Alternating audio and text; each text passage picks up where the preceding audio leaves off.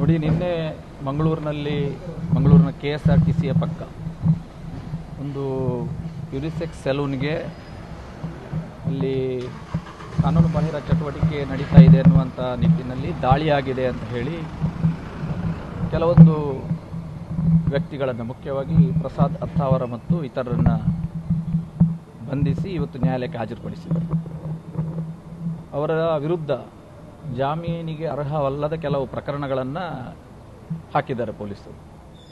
Section 109 of BNS ಅಂದರೆ ಹಿಂದಿನ 307 attempt to murder ಕೇಸನ್ನು ಕೂಡ ಹಾಕಿದ್ದಾರೆ, ಅಥವಾ ದೊಂಬಿ ಮಾಡಿದ್ದಾರೆ, ಗಲಭೆ ಮಾಡಿದ್ದಾರೆ, ಡಕಾಯಿತ್ ಮಾಡಿದ್ದಾರೆ ಅನ್ನುವಂಥ ಒಂದು ಸೆಕ್ಷನ್ಗಳನ್ನು ಹಾಕಿ ಪ್ರಕರಣವನ್ನು ದಾಖಲಿಸಿರುವುದರಿಂದ, ಅದು ಸೆಷನ್ಸ್ ಟ್ರಯಲಲ್ಲಿ ನಡೆಯಬೇಕಾದಂಥ ಪ್ರಕರಣ ಆಗಿರುವುದರಿಂದ ಇವತ್ತು ಎಲ್ಲ ಆರೋಪಿಗಳನ್ನು 14 ಆರೋಪಿಗಳನ್ನು ಕೂಡ ಮಾನ್ಯ JMFC 6ನೇ ನ್ಯಾಯಾಲಯದ ಮುಂದೆ ಹಾಜರುಪಡಿಸಿರುವುದರಿಂದ, ಇದು ಸೆಷನ್ ನ್ಯಾಯಾಲಯದಲ್ಲಿ ನಡೆಯಬೇಕಾದಂಥ ಪ್ರಕರಣ ಆಗಿರುವುದರಿಂದ ಮಾನ್ಯ ನ್ಯಾಯಾಲಯ ಇವತ್ತು ಆ ಜಾಮೀನಿನ ವಿಷಯ, ನಾವು ಅದರಲ್ಲಿ ಜಾಮೀನು ಅರ್ಜಿಯನ್ನು ಕೂಡ ಹಾಕಲಿಲ್ಲ. ಯಾಕಂತ ಹೇಳಿದ್ರೆ ಇಲ್ಲಿ ಜಾಮೀನು ಸಿಗುವಂಥ ಪ್ರಕರಣ ಅಲ್ಲ ಅದು JMFC ಕೋರ್ಟ್ನಲ್ಲಿ. ಆ ಕಾರಣಕ್ಕೆ ಮಾನ್ಯ ನ್ಯಾಯಾಲಯ ಇವತ್ತು ಎಲ್ಲ 14 ಆರೋಪಿಗಳನ್ನು ದಿನಾಂಕ 7/2/25 ನ್ಯಾಯಾಂಗ ಬಂಧನಕ್ಕೆ ಒದಗಿಸಿ ಆದೇಶವನ್ನು ಮಾಡಿದ್ದಾರೆ.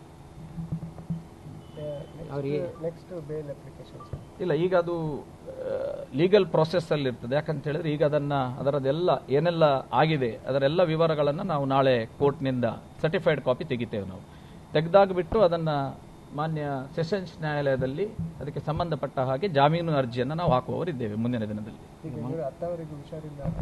ಹೌದು, ಆ ಬಗ್ಗೆ ಕೂಡ ನಾವು ಪ್ರಸ್ತಾಪ ಮಾಡಿದ್ದೇವೆ. ಅಂದರೆ ಅವರನ್ನ ನಿನ್ನೆ ಘಟನೆ ಆಗಿದೆ ಎನ್ನುವಂಥ ಸ್ಥಳದಿಂದ ಅವರನ್ನೇನು ಅರೆಸ್ಟ್ ಮಾಡಿದ್ದಲ್ಲ, ಅವರ ಮನೆಯಿಂದ ಅರೆಸ್ಟ್ ಮಾಡಿದ್ದು ಅನ್ನುವಂಥ ಮಾಹಿತಿಯನ್ನು ಅವರು ನ್ಯಾಯಾಲಯಕ್ಕೆ ಒದಗಿಸಿದ್ದಾರೆ. ಅದರ ಜೊತೆಗೆ ಅವರಿಗೆ ಆಸ್ಪತ್ರೆಯಲ್ಲಿ ಟ್ರೀಟ್ಮೆಂಟ್ ಕೂಡ ಆಗಿತ್ತು. ಮುಂದಿನ ಟ್ರೀಟ್ಮೆಂಟ್ ಬೇಕು ಅಂತ ಹೇಳಿ ನಾವು ನ್ಯಾಯಾಲಯದಲ್ಲಿ ಮನವಿಯನ್ನು ಮಾಡಿದ್ದೇವೆ. ಆ ಬಗ್ಗೆ ಅದನ್ನು ಪರಿಗಣಿಸಬಹುದು ಅಂತ ಹೇಳಿ ಕೂಡ ನ್ಯಾಯಾಲಯ ಹೇಳಿದೆ. ಅಲ್ಲ, ಈಗ ಜುಡಿಷಿಯಲ್ ಕಸ್ಟಡಿ ಅಂತ ಮಾಡಿದ್ದಾರೆ. ಈಗ ಜುಡಿಷಿಯಲ್ ಕಸ್ಟಡಿ ಕೊಟ್ಟಿರುವುದನ್ನು ಈಗ ಮಂಗಳೂರು ಕೇಂದ್ರ ಕಾರಾಗೃಹಕ್ಕೆ ಅವರನ್ನು ಕಳಿಸಬೇಕಾಗುತ್ತೆ. ಮತ್ತೆ ಅಲ್ಲಿನ ಏನಾದರೂ ಸಮಸ್ಯೆಗಳಿದ್ದಲ್ಲಿ ಅವರನ್ನ ನ್ಯಾಯಾಲಯದ ಆದೇಶ ಮೇರೆಗೆ ಬೇರೆ ಜೈಲಿಗೆ ಕಳಿಸುವಂತ ವ್ಯವಸ್ಥೆಗಳಾಗಬಹುದು. ಈವರೆಗೆ ಅಂಥದ್ದು ಏನಿಲ್ಲ. ಈವರೆಗೆ ಅವರನ್ನ ನ್ಯಾಯಾಂಗ ಬಂಧನಕ್ಕೆ ಒದಗಿಸಿದ್ದಾರೆ.